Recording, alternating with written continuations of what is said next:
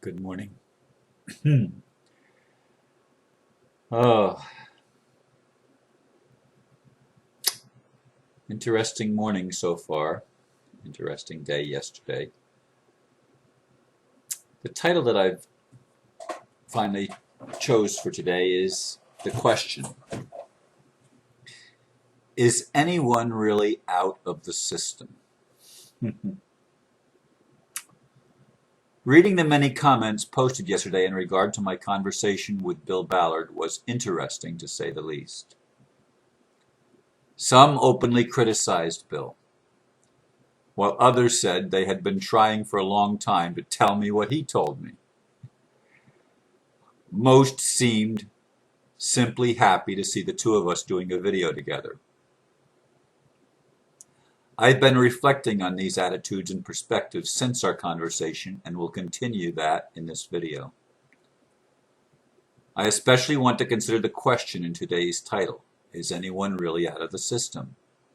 As I see it, no one really is outside of what is happening now on Earth. We are each, by varying degrees, still limited by the matrix of control, whether we admit it to ourselves or not, even if we don't like it. Yet, for me, I choose to respect those who seem to have a different role than me in this awakening process.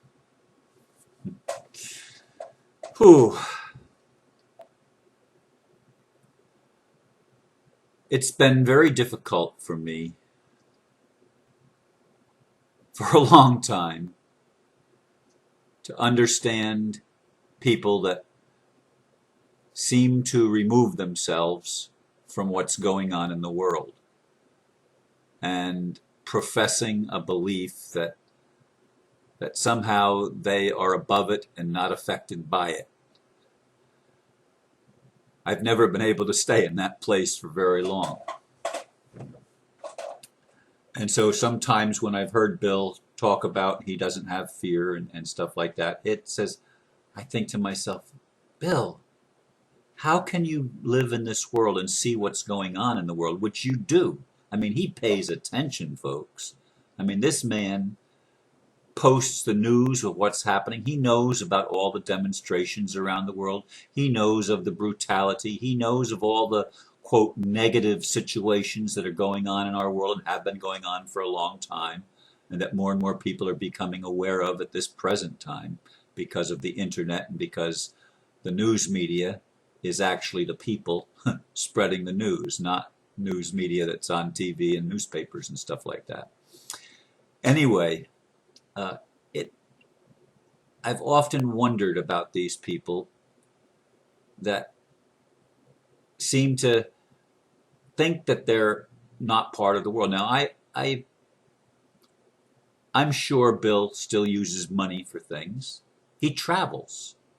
You know, you can't travel in this world unless you've mastered some kind of extraterrestrial form of travel, and you're able to just beam yourself to wherever you want to go without using the earthly means of transport, be it airplanes or trains or buses or cars or motorcycles or bicycles or something, but you're in the world.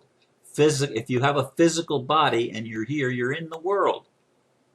And you can't help, unless you're living in some mountain cave in the Himalayas or the Andes or the Rockies or the Alps or someplace on Earth in the middle of the outback in Australia or on some desert island somewhere, you're going to be affected by the world that we live in, and it's almost impossible not to. I have friends that don't have bank accounts or don't use PayPal and do their best not to use money. Okay, they do their best, but nobody's free of it yet. Nobody's free of it yet. And we're each playing roles. We're each playing roles, and we're each doing the best we can. Bill is following his heart. I get that. I get that big time. Now, he's not following the same path of heart that I'm following. I wish sometimes that I could just remove myself from all that's going on and not have to face my dragons that come up to me, that come up in my life events. I'd like not to have to face my shadow. And when I say my shadow, I'm meaning also the collective shadow that is part of me. You see, that's the thing. I don't see myself as separate from any of it. I don't see myself as living in a higher dimension. I see myself as attempting to redeem the third dimension, if you will, the physical dimension, the dense dimension, and to redeem this and bring peace to physicality, to the earth itself, and to the system of the world, make a system in the world that supports life, that supports growth, that supports awareness, that supports the awakening till we've all awakened. Because I don't believe that I'm free if anyone else isn't free. As long as there's anyone on this planet that is living in bondage, whether it's by choice or imposed, I cannot be free. They are all my brothers and sisters, including the Illuminati, including the ones that are working in the dark. I don't like some of the things that they're doing, but they're doing it, and it's their role. As Bill talked about in his video on June 1st, you know, these people have contracts, and do we each come here with a contract, with a role to play, with something to fulfill? Hidden Hand, the Hidden Hand material that I've talked about in previous videos a long time ago, not recently so much. But the Hidden Hand videos, which was an Illuminati insider talking about it, you know, he says, yes, we've got a role to play, and our role is to be as dark and as mean and as corrupt as we can possibly be, because that's part of the awakening process. Now, I'm sure that there's an awful lot of people that are in the Illuminati's ball game and playing on the Illuminati's team that aren't even aware that they're playing on that team. Most people still live pretty ignorantly of what they are and who we are and what's going on in the world. Most people are still pretty ignorant, but more and more and more are not ignorant. More and more and more are waking up. And it does make us angry. And it does initially bring fear when we recognize the matrix and what it is, and the control grid. When we recognize it for what it is, yes, as Bill said, yeah, of course we become afraid, and then we become angry that these people would be doing this to us. But is it just a role? And is anybody really out of the system? I don't believe we can be. I don't believe Bill is, even though he says he is, and even though he does his best to be as far removed from what he sees as the system as possible, and many are like him. Many are like him. It's easy for those of us that feel more of a entrapment in the system and feel like we have to face dragons that we would rather not face. It's easy for us to criticize those who get in the place, but bear in mind that we are like a body that has many parts and many organs, and each organ and each system has its own function, and the different systems cannot all do the same thing or be on the same page. There would be no synergy, no harmony, no meaning. You know, it would be meaningless if everything was the same. It would be boring as hell, and it wouldn't be considered life. It's not from my perspective. And I certainly don't want to go to any fifth dimension that you live on a cloud and play a harp all day long. I mean, that's not my idea of bliss. I'm sorry.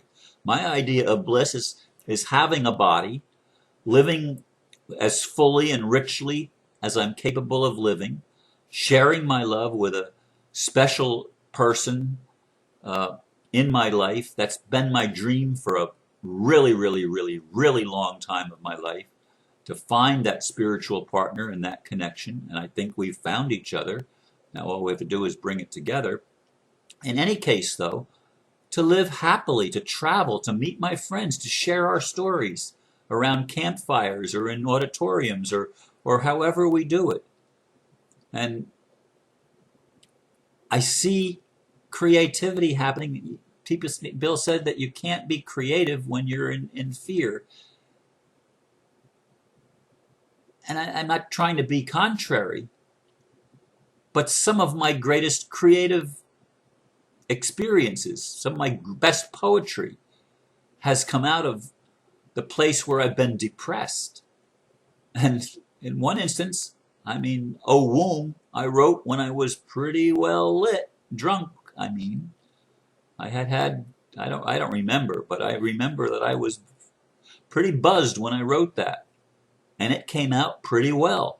Now, that's not always the case, and I don't hardly ever get to the point where I'm feeling that high. I mean, I haven't for a long time, actually. I get a light buzz sometimes, but that's the extent of it.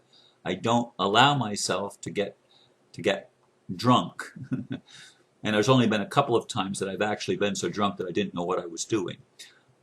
But the point is this. We can create from any place that we are. And actually, we always are creating from every place that we are.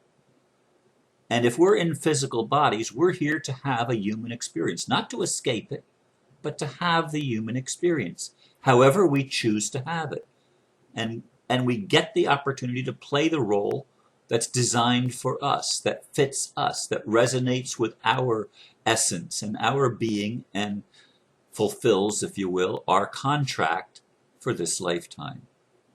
And we're in the lifetime now collectively of an awakening process. Nothing's going to stop that. Nothing can stand in the way and prevent it from happening.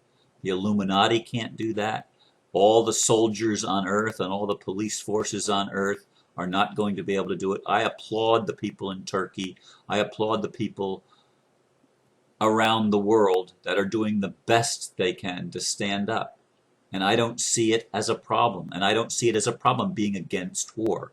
I don't see it as a problem being against GMOs or against anything. I don't see that magnetic polarization